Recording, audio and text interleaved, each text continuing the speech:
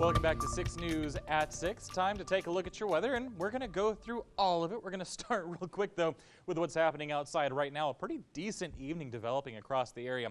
It will not be as cold tonight as it was last night, and by the time you wake up tomorrow morning, not expecting any of those 20s and 30s that we started the day off with today. In fact, by the end of the night, most of us right around 40 degrees as we wake up tomorrow morning. And then tomorrow afternoon, it's going to be very similar today. And in fact, I'm going to say we're going to be a degree or two warmer tomorrow than what we saw today. So winds, again, staying strong out of the south-southwest.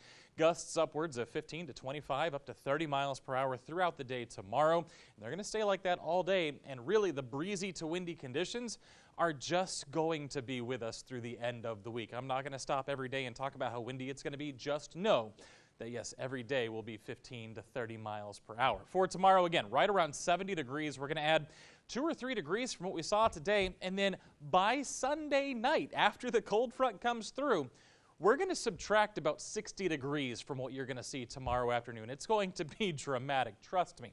Starting off with cold front number 1, though, that comes through tomorrow night while we're asleep. And as it does so, it's going to encounter enough warmth and moisture to kick up some showers and thunderstorms, some of which could be strong, so don't be surprised if you get woken up in the middle of the night Thursday into Friday, because wind and hail will be a possibility with some of these storms that are embedded in this system. But it's out of the area before we wake up. It's replaced by, again, strong winds out of the north-northwest. So by Friday afternoon, it's going to be another chilly day.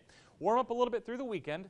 And then, of course, we have to talk about this, cold front number 2. This one's going to be the problem. It's going to come through a little bit earlier than we were thinking yesterday. So 1 o'clock is when I'm looking at it moving through our northernmost counties, moving all the way through by 4 o'clock and replacing all of that nice continental tropical air with an Arctic air mass that is going to be very cold. In fact, dangerously cold Monday, Tuesday, Wednesday mornings. Monday's highs could stay below freezing all day, so we may not jump above freezing until Tuesday afternoon, so keep that in mind. And then precipitation, yes, we are adding some of that into the forecast for Sunday evening. Showers, freezing rain are possible, so keep that in mind. Temperatures by Monday morning only in the teens. Staying that way through Tuesday, more teens Tuesday morning, and in fact, by Wednesday, we're still going to be in the teens. Now, with all that being said, start prepping now. Pets, the 4 Ps. We always talk about the 4 Ps. Protect your pets, bring them inside, make sure you leave a drip on the faucets, and make sure you cover those outside spigots, and then bring in whatever vegetation you can, and of course, always be a good neighbor during these cold snaps. We'll be right back.